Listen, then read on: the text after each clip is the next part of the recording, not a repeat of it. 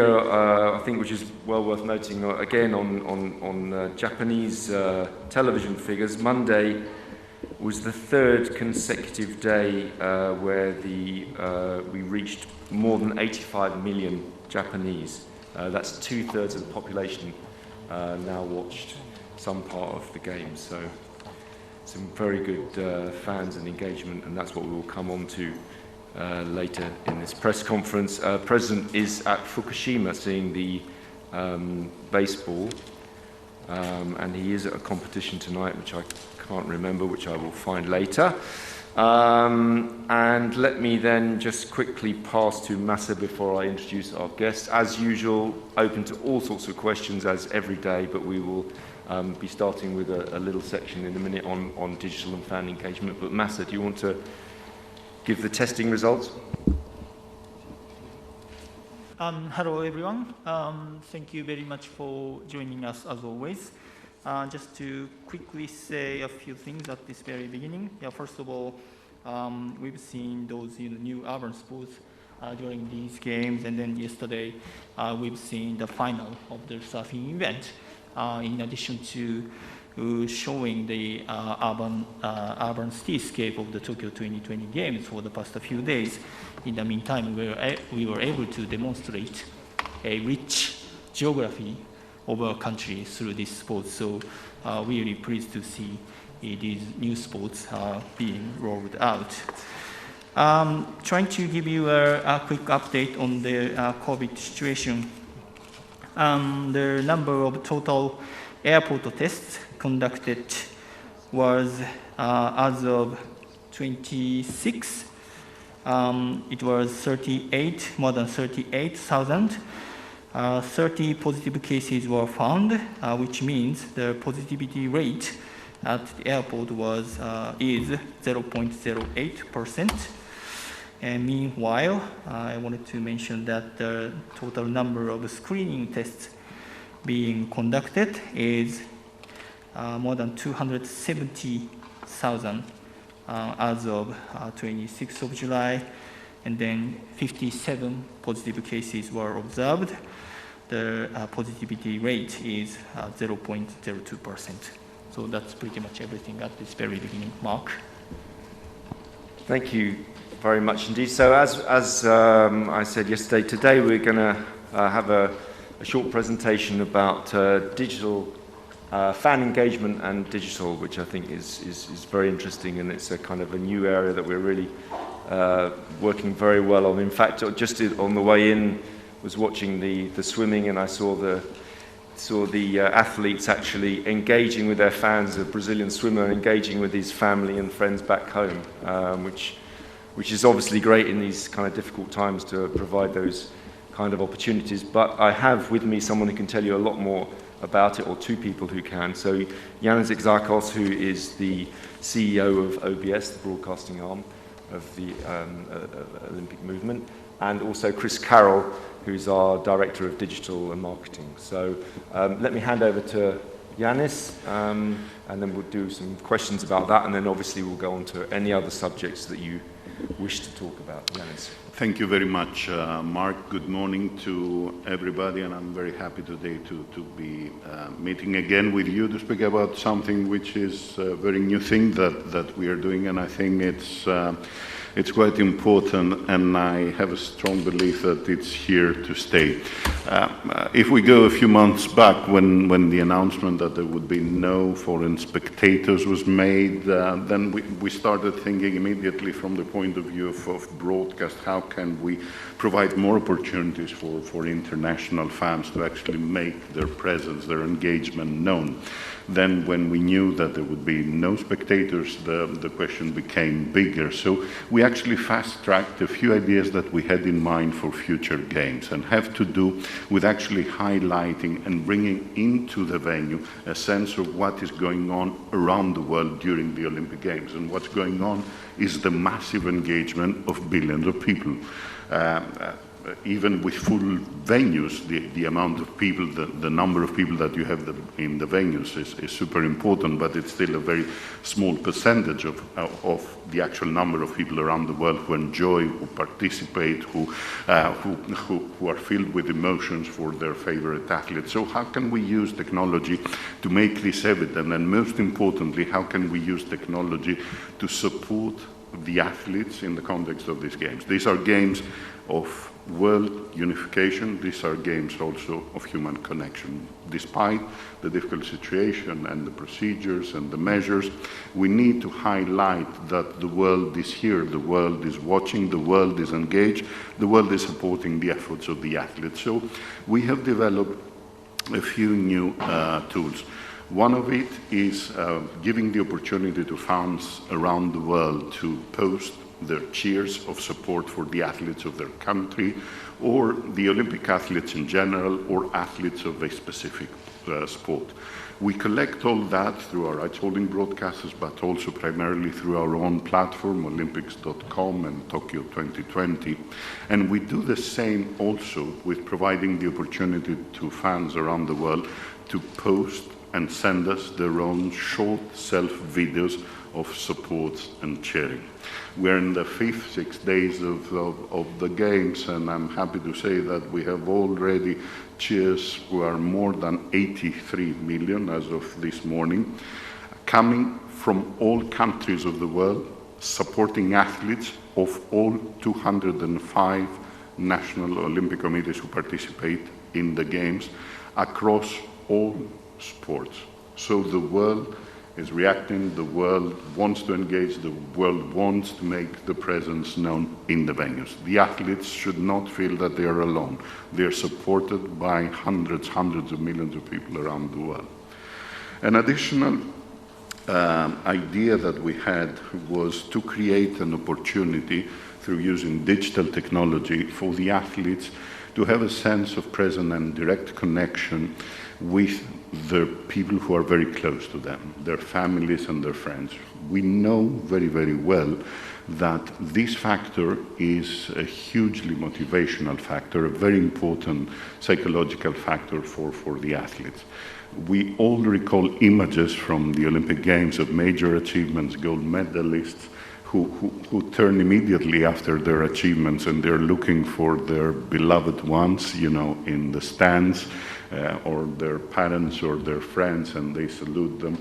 I think that we have probably seen an equal amount of images from Mike Phelps finishing a race in swimming and his mother, and that's very telling about the strong engagement and connection that athletes have with people close to them.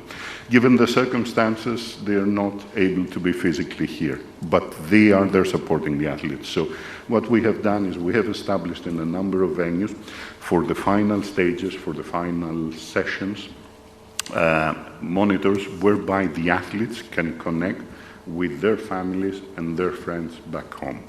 As we progress into stages, into medal sessions, this keeps on catching fire, I would say. If you have been in swimming, in diving, taekwondo, you may have seen some images of athletes finishing their efforts and doing that.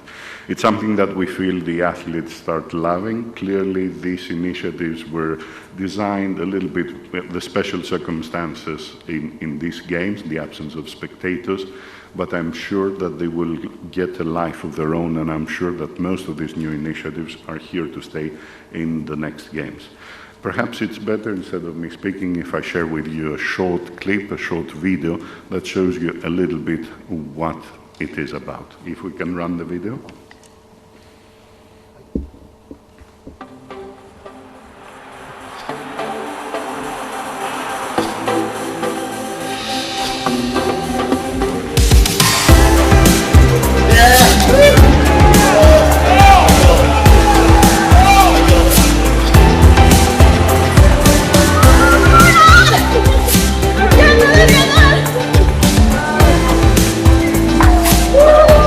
Can I see the medal?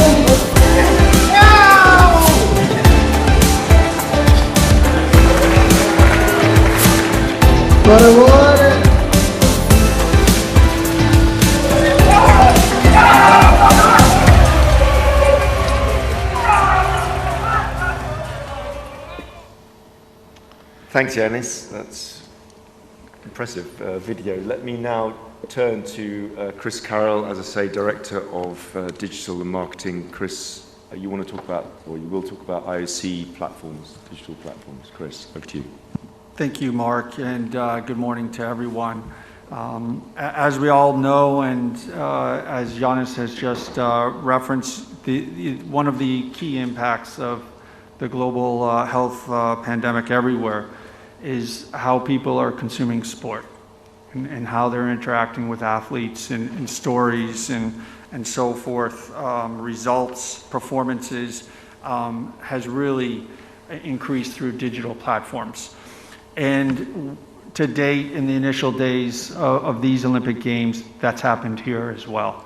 And what, by all indications we have, is showing that these games here in Tokyo 2020 is expected to be the most digitally engaged games ever for us. So I'd like to speak to some highlights of the initial 5 days and so forth. So on the IOC and our Tokyo digital platforms, our website and our mobile application, we're on record pace. To date, our traffic has exceeded 50 million people since the start of the games.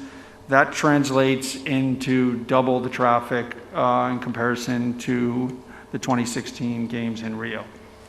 Additionally, the Olympics app has been trending in the 2 major global app stores in the top 10 during the Olympic Games. Additionally, as we go to social media, we are increasing engagement with the general public in all continents through social media. Our Olympic social media posts through the Games to date has generated more than 2 billion engagements. One of the key ingredients to this is that we're operating in 9 different languages in order to tell the athlete stories and the Olympic story, Tokyo, here in local languages. Additionally, the engagement is fueling strong growth and engagement with the youth. And we've seen strong engagement to date with the youth of the world. Our Olympic content is stronger than ever with a platform, TikTok. The Olympic Spirit Challenge that I think Mark referenced has now grown to 1.4 billion video views.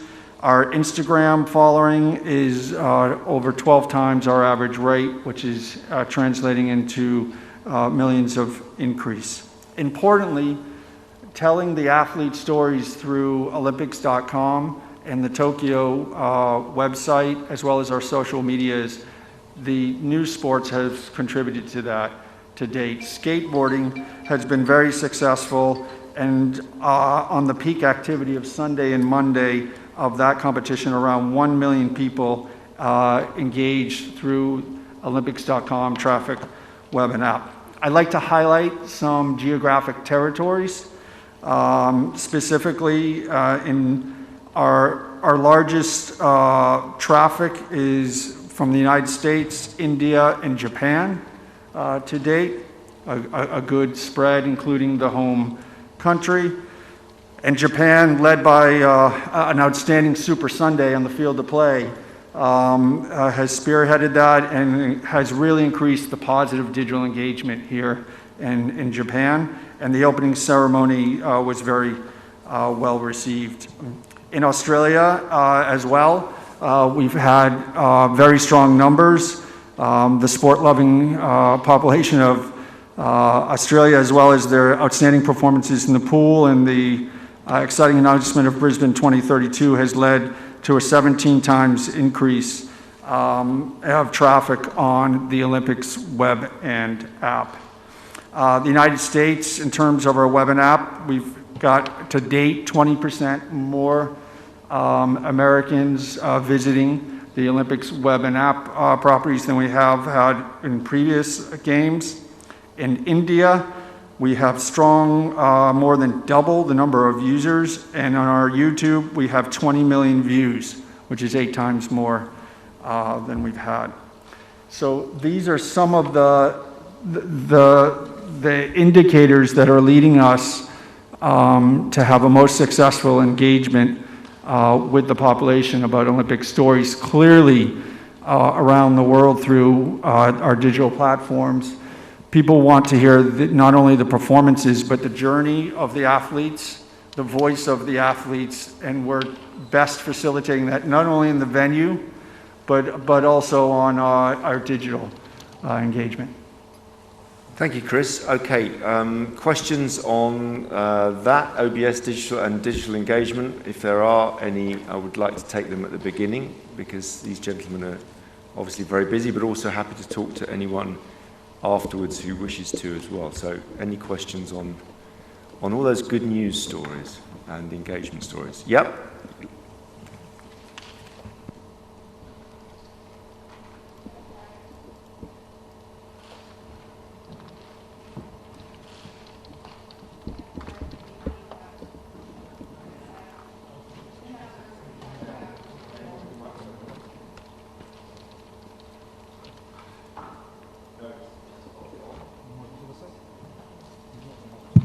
Mark, one moment. Hello? One moment, quickly. The translation seems to be not working right now. So can the team be able to fix out? Ready? Yeah, the team has to work on it, but yeah, we can proceed. But yeah, the thing is, yeah, the That's team okay. is working on it right now, so it will be fixed anytime soon, hopefully. Yeah, go ahead. Sorry. No problem. Jenna Fryer, Associated Press. The digital numbers you mentioned, particularly the TikTok, I understand that some of these new sports are drawing some of this younger generation to it. What particularly are you focusing on to get people to come to the TikTok to Instagram? Is it live content? Is it funny content? And why do you think it is succeeding?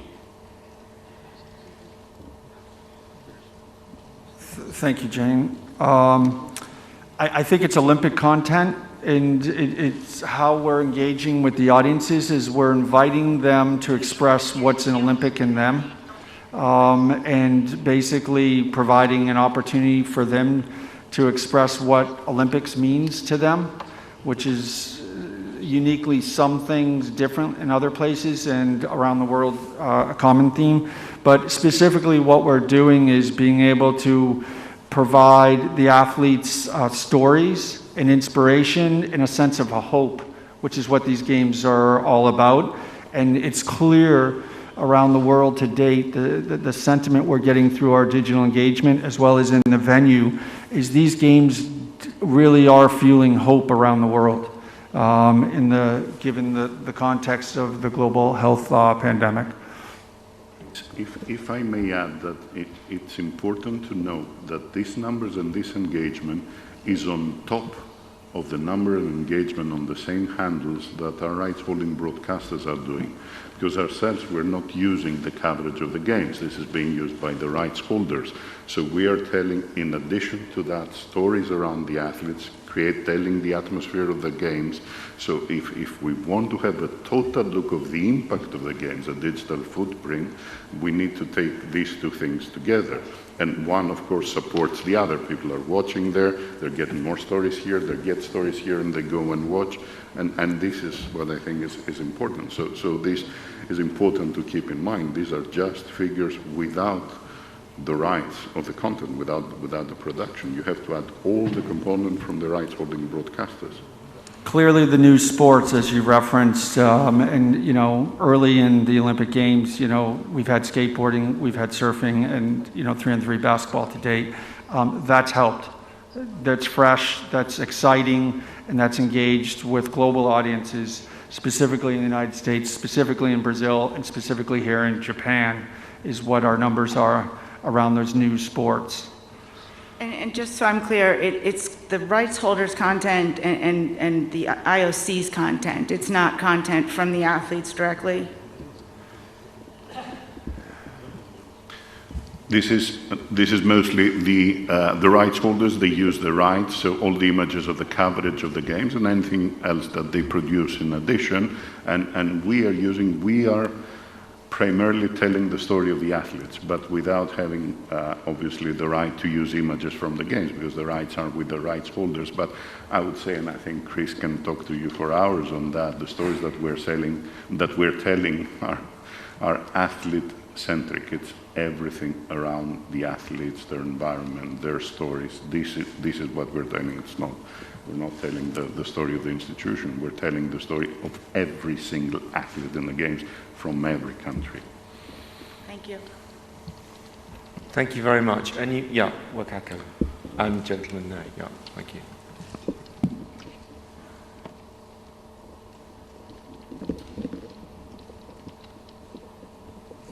Thank you, Wakako Yuki from the Yomiuri Shimbun. Hello, Yanis. Nice to see you. Two questions, I suppose, to you. You've always talked about Olympic spirit. Without that, there is no feeling, no touching moment conveyed through any digital platform. And of course, you've cited Michael Phelps going up to his mum and hugging, and that was moving, memorable scene. We don't have that here.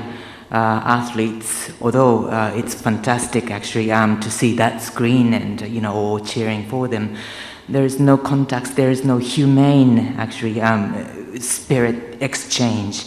What is the thing that digital platform can do in this dimension? And you talked about a future, how you would like to convey this, if I may say so, trial at the Olympic Games into the future. Thank you, and obviously very, very happy to see you too. This is a fundamental question. Human connection cannot replicate it digitally. I think we need to be honest between ourselves. There's something about human connection that, I'm a lover of technology, but there is so much that technology can do. And yes, it is about all these emotions and all this special feeling.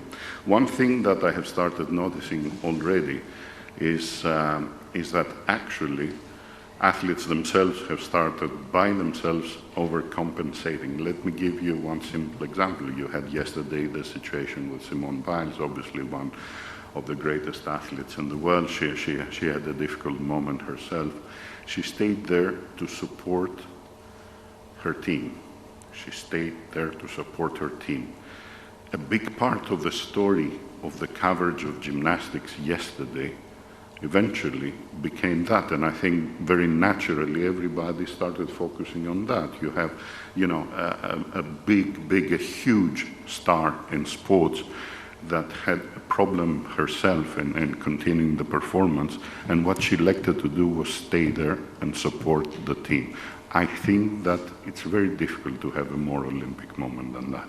And probably that speaks volumes about the sport and the game, much more than the actual competition itself. So it is a little bit also for us in media to recognize and be sensitive about these moments that really tell the story of Olympic values in a way which sometimes is more telling and resonant than competition itself.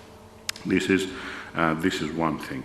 The second is that with all these digital engagement tools, I think that we need to learn a lot, and we have learned already from the first 4 or 5 days of the games what is the appropriate measure, how much you can do, and what is the important thing. I would like to see most of this happening, but what I think is the big opportunity here is really to use technology to highlight and emphasize what has actually been going on and you don't physically see it, which is the fact that in major sport events today, yes, you have the filled stadium, but you have hundreds of millions of people around the world who are not simply watching, they are engaged, they have emotions, they want to do something, they want to share, they want to post a comment, they want to watch with their friends, they want to connect, to create a human network.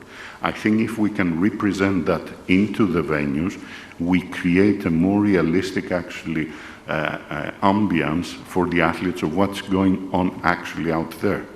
Most of the venues, sporting venues, follow the same concept from the Roman times. They're big arenas. But now we know that there's so much more going on beyond the physical presence of people. We will always miss if we don't physical presence. But we can do so much more to show the actual connection that is going on. Chris, I think you wanted to... Yes, I'd like to build what Yannis said about the Olympic spirit and how we're bringing that through our digital platforms. Clearly, we're trying to highlight, and what you see is the theme that's emerged here in Tokyo. And you saw it several places in the last 48 hours. You saw it at the skateboarding park. Whether you won a medal or you didn't win a medal, whether you fell or you didn't fall, the look, the visual connection between the competitors with each other, we are featuring and highlighting.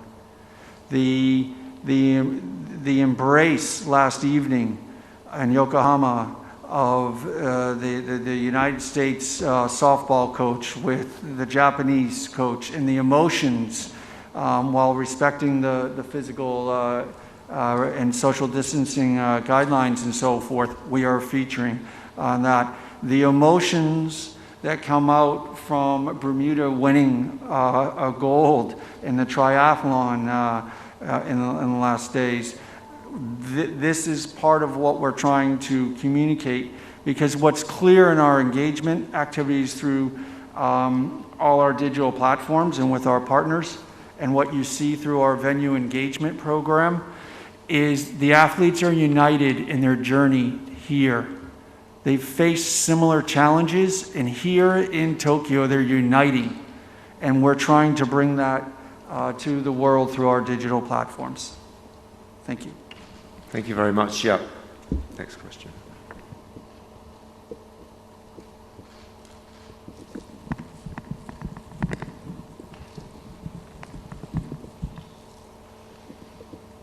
Thank you, Hiroki Tora from Asahi Shimbun. Question to Yannis or Chris. Could you give us more figures on, like, by age or by sport, how much people were engaged, and what kind of reactions from the athletes about the cheering and the self videos that the 205 countries made? Thank you. Let me start with the first. First of all, on the fan engagement in the venues, the reactions in the venues, as I said, we have reactions actually coming from all over the world, but probably it's worthwhile mentioning that the 5 countries with more reactions is number 1, it's India. Second is Australia, United States, China, and Japan. So the diversity is very, very big, obviously. All of them big countries or big sporting countries in the case of Australia. Chris may give you some information about the specific demographics, because through our data, through our digital platforms, we have we have forensic information now, and we know. What I can tell you is the pickup from the athletes moment. This is an initiative that we organized essentially in the last weeks leading up to the game. So we're still communicating to the athletes. What I can tell you is from the athletes who saw it and we started doing it, they are super excited. So we want them to use. I don't know how much we can do it, because there are technical limitations about how much we can do it, but they absolutely adore it, adore the moment. Chris? Thank you, Yannis. In terms of specifics regarding around sport or audiences, I remind everyone we're not even halfway yet through these Olympic Games, so we'll be compiling. But if you look at, as we go, if you look at skateboarding and so forth, we had over 700,000 youth under 20 years old engaging with our platform just on Monday around skateboarding. I highlight that and so forth. So that's one example. There are some common stories. It's not just skateboarding with youth. We have a 46-year-old gymnast that's competed at these games, as you know. That's been a universal point of connection, regardless of your age, and that has performed extremely as well at these games. And as we go through these games, we can bring more detail that are specific to age as well as by sport. We have all that information. Thank you. Thank you, Chris. I would say that the athlete has given Yanis and I some hope still for the future. Yeah, question here. Thank you.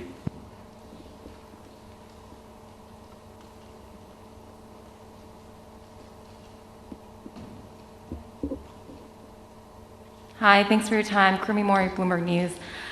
So we talked a lot about social media and digital, and of course there are a lot of positive benefits to having that be front and center here, but we can't ignore mental health of these athletes.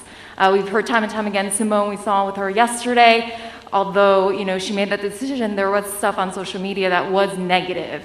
We also saw Naomi Osaka after the match yesterday questioning why she didn't stay for the long presser in the media line outside the stadium. Are you cognizant of the negative impacts as well? Are there any sort of measures that you're thinking of to protect these athletes and their mental health? Thank you. I can take the specific measures, but if you want to talk about the actual social, I can take the specific measures. I mean, obviously, athlete mental health in general has been a big issue for quite a few years now, and it's really coming to the fore.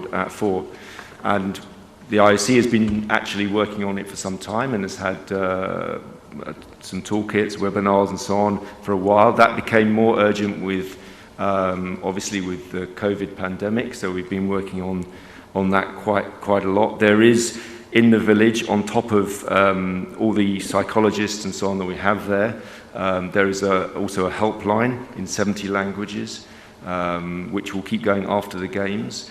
I know that at the last two athlete commission members meetings in Lausanne, the forums, which had all of the representatives, those both in 2019 and 2021, that was one of the key moments of discussion. We have toolkits that are available on our website for NOCs, IFs, and all those people, and the athletes as well. So I could actually read them out for you, but there's 4 or 5 different ones. And as I say, we've been having a series of webinars over the last year, I think it is maybe even longer, where we've been actually talking to all those people responsible for that. We have safeguarding officer, we have people, as I say, in the village. So for us, yeah, as with everyone in all areas of life, it's an incredibly important issue, and one that's really finally come to the fore. Are we doing enough? I hope so, I think so. But like everyone in the world, we can do more on this issue, and we are, and we're really supporting the athletes in this. Just to check, if there are any more questions on digital and OBS, then I will let our 2 guests go. Thank you very much. As I say, if you want to talk to them separately, I'm sure it can briefly be arranged. Oh, is there a question on digital? Oh, no, okay. So thank you very much, Yanis. Thank you, Chris. And you all have a great game. Yeah. Thank you. By the way, I should also add that we had already planned to have a session on mental health tomorrow. We will have Kirsty Coventry will be coming along to tell you. We have Athlete 365, which is a special website for the athletes where there's a huge number of resources on mental health. So she will be here tomorrow, and as a gold medalist in swimming, she can tell you also maybe what it was like competing in the days when this wasn't kind of really recognized as it should have been, I think, possibly throughout society. So let's have a question over here from Reuters. Yeah.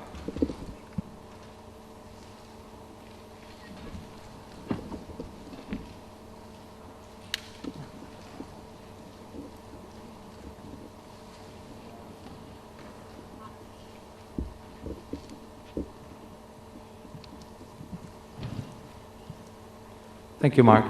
Carlos Krumah from Reuters. A question on the withdrawal of Biles, obviously.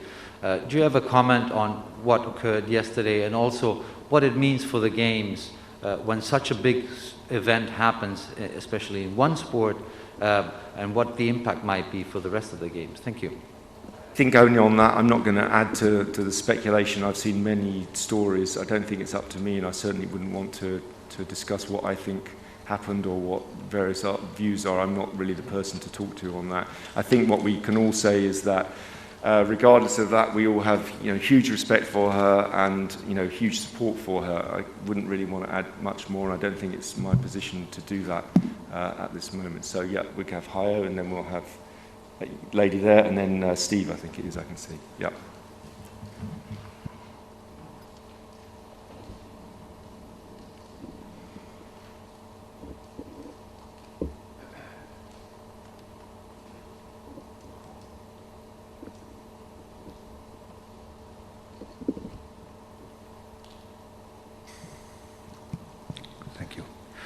Mark Hayo, German television. I have two questions. The first one, let's not talk about quantity, emotions, and PR, maybe more about content and quality of the coverage of the games. We fully understand there are restrictions in place due to the coronavirus which are justified, but do you really think that all the countermeasures for journalists against corona are justified, since this is a massive and, from my understanding, hard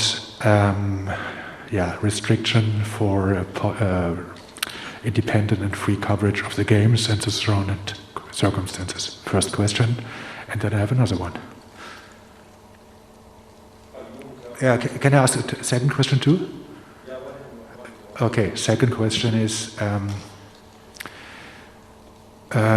international athletes have told us that they have been told by IOC staff or administration or officials that they shouldn't talk to ARD German television because ARD are the enemies of Thomas Bach and the IOC. Can you comment on that? On the first question, yeah, I mean, we are all, as you know, living in very, very difficult times, and you will know from the testing that we've all had before we leave to on arrival, the athletes in the village particularly under a great deal of stress with, I think now more than 300,000 tests. It's very difficult. We have to give confidence to the local population, and I think we are with the amount of work we're doing and with distancing and so on. Is it difficult? Is it hard for us all? Yes, it is. And I can only apologise for that. It's not easy for us either, but I think what we are delivering for the world at these games is something that is really, really important. It is a light at the end of the tunnel. It is bringing us together as an organisation, as a world. I think it's bringing us together, and I think that is something that shouldn't be underestimated. So I can only apologise to you personally, Hayo, if you're feeling that this is difficult. I know that that is the case for a lot of stakeholders here, and the athletes even probably more so. So very many apologies. On your ARD question, I'm sorry, we don't really have time to be singling out one organisation for that. Your German TV, we wouldn't really do that. That's not really our style. But interesting question. Yes, lady there. Sorry, Mari Saito from Reuters. Tokyo reported record COVID numbers. I understand that the Olympic bubble is separate, and I'm sure the assumption is that it's holding. But I'm wondering if there's any concern at all, this is a question for Mr. Takaya as well as Mr. Adams, if there's any concern at all about change in public perception or sentiment or support for the games given the record numbers. I have another question after that. First question, sorry, how are you finished there, or do you want another?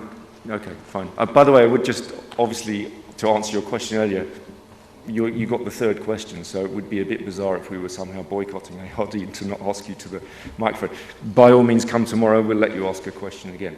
On the perception of how these games are, I think it's very, very important with the Japanese public that we reassure them, and I'm sorry for those that have been here for many of the press conferences for me to go over this again, but you know about the amazing level of testing and the fact that, in fact, to a large extent, there is really no contact between the general public and the games organisers on a day-to-day basis. It's very important. And our level of infection, as you've seen, I think is 0.02 or 0.03, maybe more. This is not something that we're happy about. We need to keep working. But as the Director General of the WHO said the other day, it's not actually about necessarily the level of infection, but what you're doing. And you'll have seen with all the measures we're taking, it is important. What I would add, however, is that the question of masks is still very, very important, particularly, I think, for perception.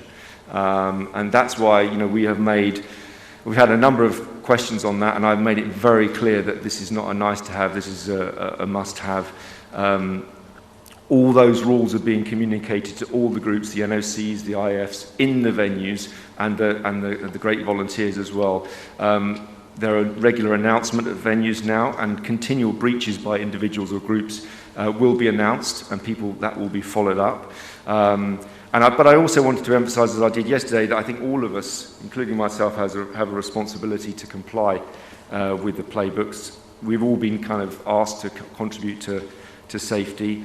And if you see either here, I think actually the media are doing a pretty good job actually of complying, but I have seen cases here as well, I'm afraid. But in the venues, if you see people, please help us and ask people to comply with that, because it's very important. I think even it's maybe even more important because of the image that it sends. And if you're unsuccessful, please inform a member of the IOC, please inform Tokyo 2020, please inform the International Federation, and we will follow up with the CLO. So I'm kind of repeating that, and if people don't comply with that in the end, then we will seek them out individually and make it clear that this is not acceptable. That is the stage that we're at. I think what should give people a real measure of confidence in the general population is that all the amazing measures that are being taken, and I repeat once more that particularly the village is the most tested community anywhere in the whole world. The testing is now, I think probably we are at 350,000 tests. I'm tested every single day. The IOC is approaching 100% immune. The athletes, we think it's about probably 85% in the village. Media, from what we can gather, is about 70%.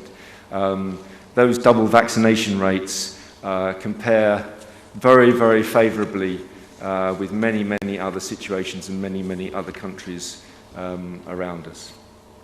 Second question. And then just to follow up, a separate question, and maybe Mr. Takaya could answer this one.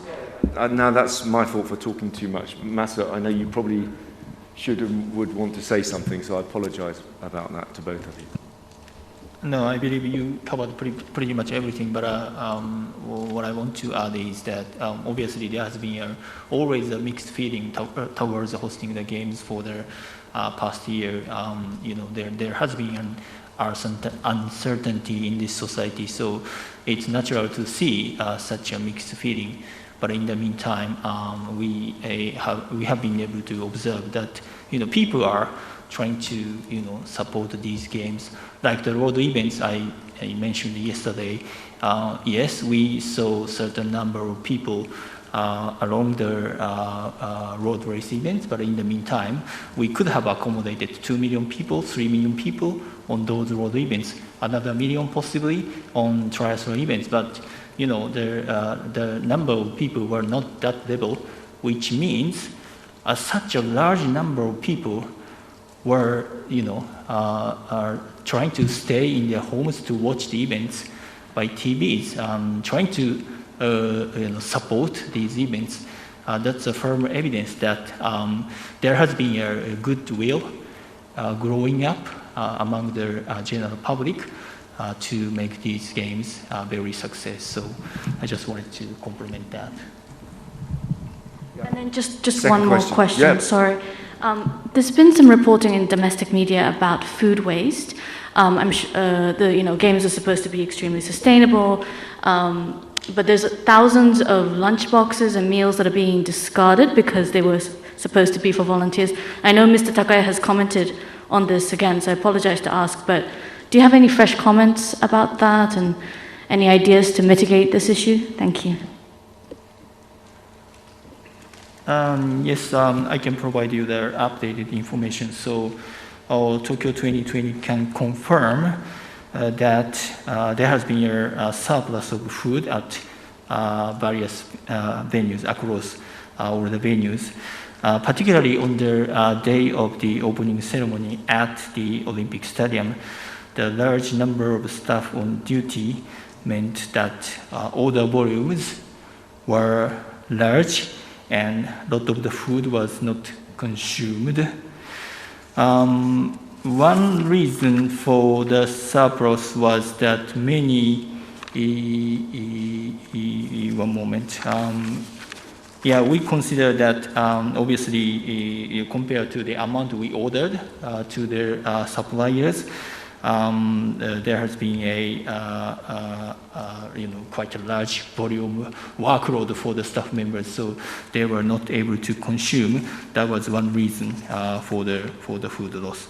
What I want to tell you is that from this week, measures to optimize the volume of orders are being implemented in each venue. We regret the large amount of over-ordering that has occurred until now, but please note, surplus food is not disposed, but recycled into animal feed and biogases. Thank you very much, Steve. Yeah, Steve Wade from AP.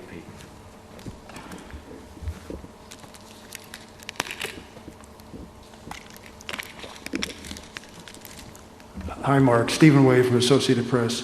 As you're probably aware, there was a congressional hearing yesterday in the United States in which three of your sponsors, your top sponsors, Intel, Airbnb, and Coca-Cola, were called to testify and basically ask, are they going to be complicit going to the 2022 Beijing Olympics? One of the top sponsors, Intel, said, and I'm not quoting, but he said, yes, there's genocide taking place in China. So the question for you is, what more responsibility does the IOC have to make sure that sponsors and athletes don't become complicit in these widely reported games, in these games where genocide and human rights abuses are being widely reported? Sorry, is that a direct quote? Or? No, it's not, but it's from the Intel Executive Vice President, their counsel. He acknowledged that genocide is taking place in China when asked. So obviously the Olympic Games is about sport and bringing the world together and creating, we're about building bridges, about engagement. And in fact, it's the only event that brings the world together in peaceful competition. As you know, it's that's very important. Given the diverse participation in the Olympic Games, the IOC has to remain neutral. That's clear. And we have had, as you know, support from for the Games from the G7 recently, from the G20, from the United Nations. These are representatives of the global community. And we respect that. And I would refer you, actually, I have here a joint quote from you, the EU High Representative, and the US Secretary of State, Antony Blinken, Joseph Borrell, Antony Blinken. They acknowledge a shared understanding that relations with China are multifaceted, comprising elements of cooperation, competition, and rivalry. And it goes on to say, areas for constructive engagement with China exist, such as climate change, and we would say... The question is, what more responsibility you have to make sure that your sponsors and your athletes don't become complicit in what is reported as a genocide? What responsibility do you have? I'll try and answer that if you let me. So I think what I tried to say, if hopefully I made it clear, was that our responsibility is to deliver the Games, which are an amazing thing for the world. That is our responsibility. It is the responsibility of others, the United Nations, who are very supportive of the Olympic Games, and governments to deal with this, and not for us. Thank you. Thanks. Yes, lady there.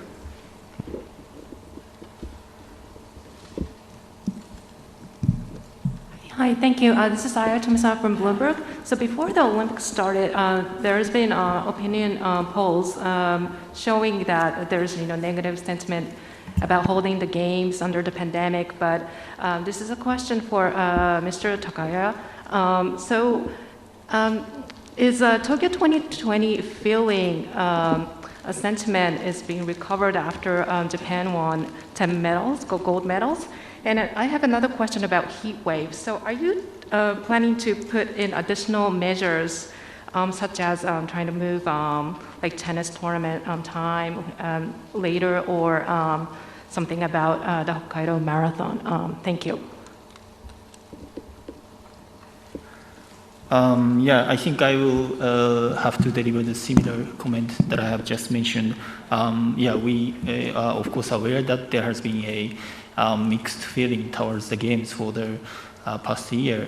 It's been a long time, but in the meantime, we also believe that a certain number of people have been always very supportive in terms of hosting the games, and then there is also another amount of the certain number of people who have been a very mixed feeling. Either we want to support the games, or we may be against the games. So given that situation, obviously the current situation that the game is taking place in a safe and secure manner helps people's perception towards that. We want to show more support towards the games. I think thanks to your, everyone's effort, we've been able to convey that, we are the most tested community. I think we are gaining even more perception that the organizers are delivering the games in safe and secure manner. Of course, the athletes' performance are helping. They're modifying their public perception, but in the meantime, we are not saying that we are being released from that big responsibility. We need to keep conveying that we are absolutely committed delivering the safe and secure games. I just found my notes on heat countermeasures. We did discuss it, I think, towards the beginning of the week. But as you know, a whole range of measures have been taken in cooperation between the IOC, the international federations, and Tokyo 2020. The biggest one is obviously moving the marathon and race walk to Sapporo, which we took that decision. It's 800 meters further north than here and cooler. But other things include 5,000 meters athletics is an evening session, not a morning session. Rugby, all morning games scheduled to finish before midday. Cycling, mountain bike starts delayed till 3 p.m. Equestrian triathlon events moved, as you've seen with triathlon, to the early morning. There are all sorts of other physical measures in terms of water sprays and so on. A lot of thought has gone into this. And even, I was very excited to hear that I think tennis judges have got cooling underbody armour that cools them down when they're sitting at the... really, really a lot of ingenious solutions to this, allowing the events to go ahead as they have done, and I think so far there's been a few small minor issues, but so far things seem to be going very well indeed. Another question. Liam Morgan, and then go for a lady here.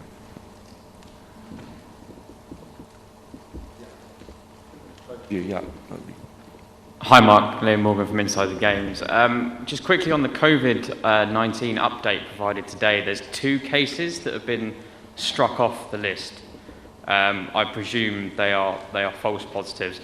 And just generally on the COVID situation, you've spoken a lot about WHO and the 0.02, whatever figure it is, without really expressing any sympathy for the athletes who have tested positive here and have been ruled out for their competition. What can you tell them?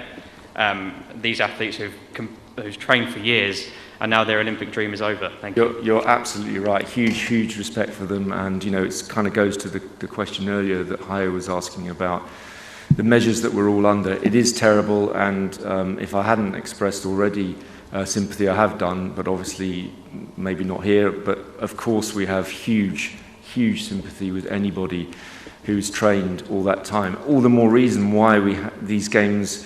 It was so important to get them to go ahead. You know as well as I do that 60% of Olympic athletes get one chance to compete. And you're right, and I totally agree with you that we had to do everything we can to have these games, because had we not, those 60%, it wouldn't have just been the terrible cases of people who are proving positive, which is terrible enough. But if these games hadn't gone ahead, and we thank everyone for their support in helping us to bring them off, if they hadn't gone ahead, then those 60% of these athletes here, 6,000, would not have had their moment to shine. Unfortunately, it's a small number, but I think you'll agree that unfortunately, because of the health measures and the pandemic we're under, there are all sorts of very difficult situations at the moment. Yeah. Sorry, Masa. Yeah, so Liam, you're talking about the 2 cases which has been removed from the list, right? Yeah, sorry. I think I need to explain that. So the number 137 recorded yesterday, it seems like there has been a mistakenly recorded by the CLO as a positive case, so we confirmed that we should remove that from the list. So in the end, that concerned person was negative at all. On the number 151, I believe. Yeah, this case was I think I have the statement here. The team doctor confirmed that the infection was first detected in early July. It was thought that the athlete would continue to test positive even after remission. So the result advisory expert group decided to treat it as a past infection if there were no symptoms, and the negative PCR test was confirmed the following day. A negative result was confirmed on July 27th, and the athlete's name was accordingly removed from the list. Thank you very much. Let's take maybe 2 more questions. Yes, there, and gentleman at the back there.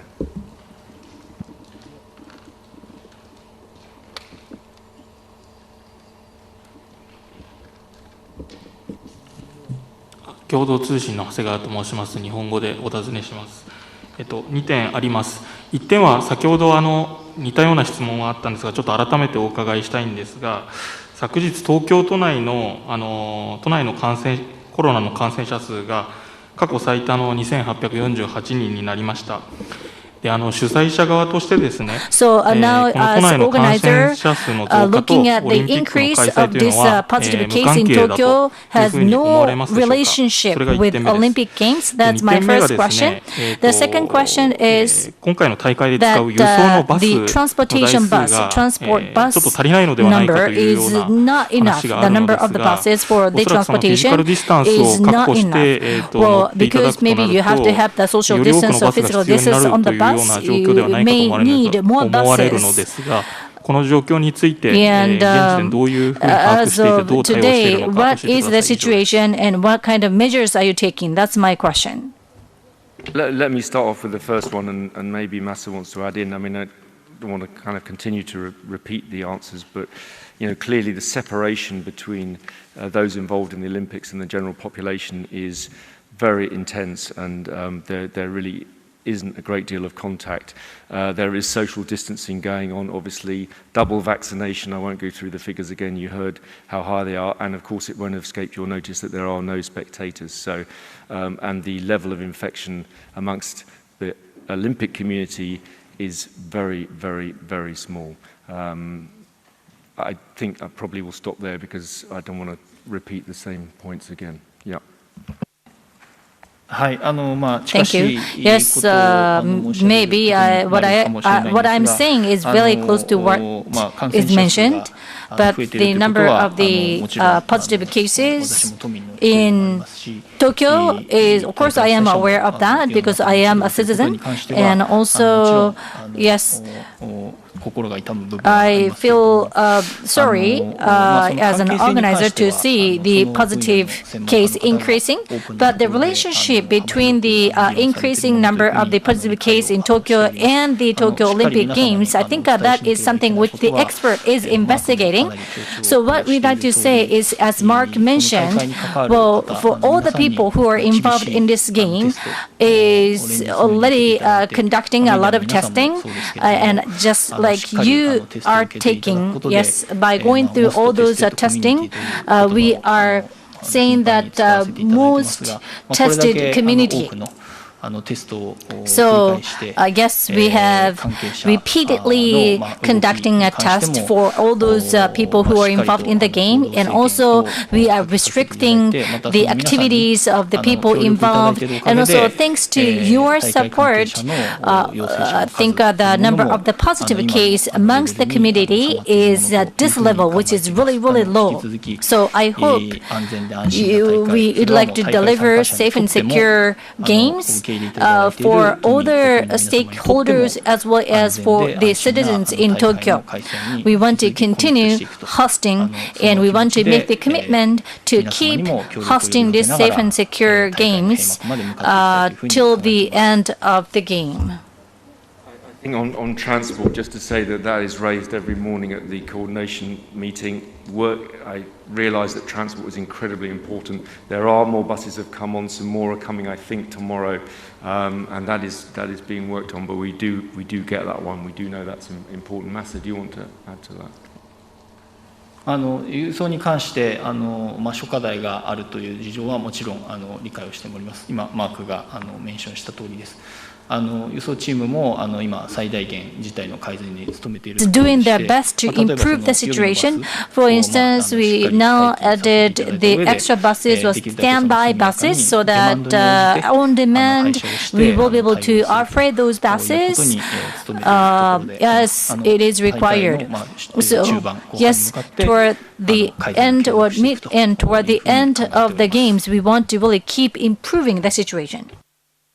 I had one last question. I can't remember who I was pointing to, but if that's finished, then we'll have the gentleman here. Yeah.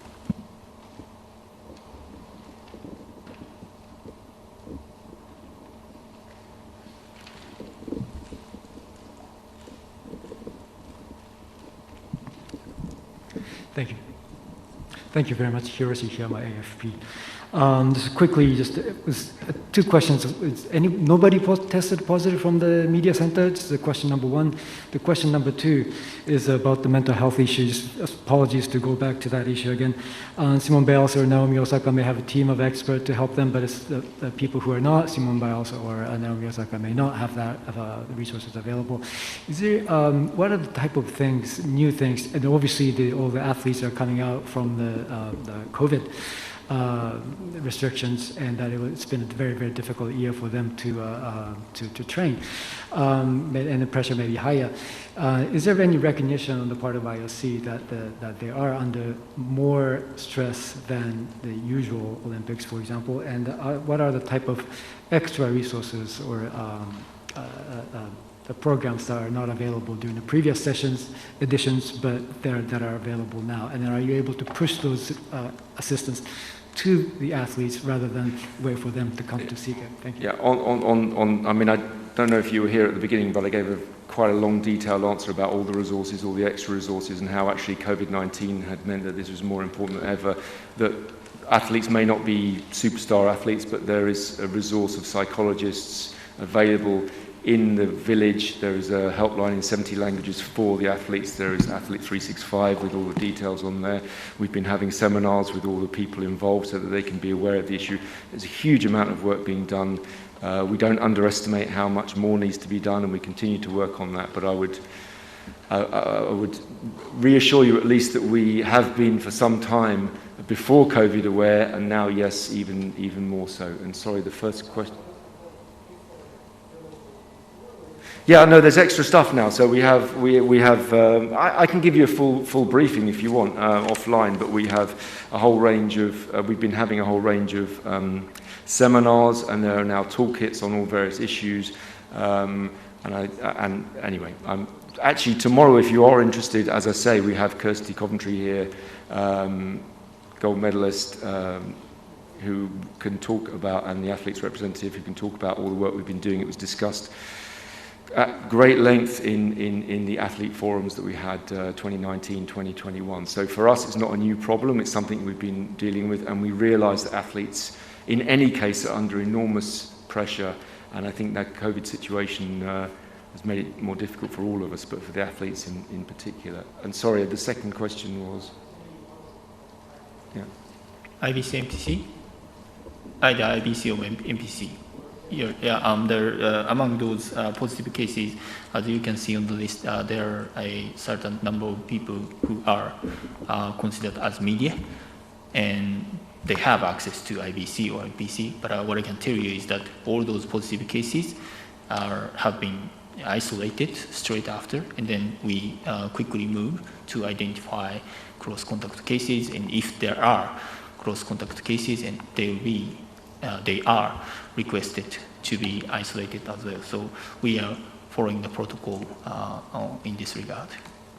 And so just to finish, Hayo, I managed just to check during the press conference, so just so your mind is put at rest, so you don't feel that we're ignoring you, ARD has had 3 interviews since March, which actually is more than I think any other organisation. So I think maybe other organisations would like to have as many, but thank you. This was not my question. I asked if international athletes have been asked. The answer is no. IOC. The answer okay, is but no. this is a completely different answer you give here. I don't talk about what happened before. So the answer to that is no, and we talked to ARD. Don't distract from my question. No, this is a totally different subject. Just trying to make sure that everyone knows that we talk to ARD as much, if not more, than any other organisation. This is another subject. I talk about international athletes. The answer to that is no. Thank you very much. See you all tomorrow. And as I say, we have Kirsty Young with us. Kirsty Coventry with us tomorrow, joining me on the podium. We'll talk about mental health, but of course we can talk about all other athlete issues as well. Masa, thank you very much, and thank you very much, everyone. Have a nice day.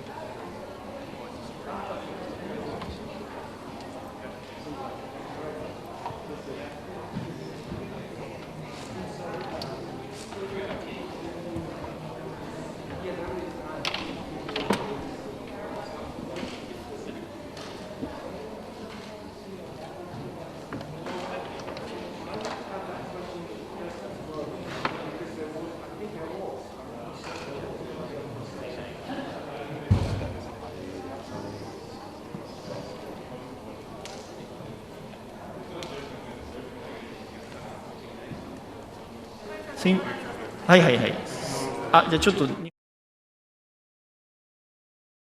もしフォローアップの質問があったらちょっと残っていただいてお願いします。Mark, thank you. I think I will have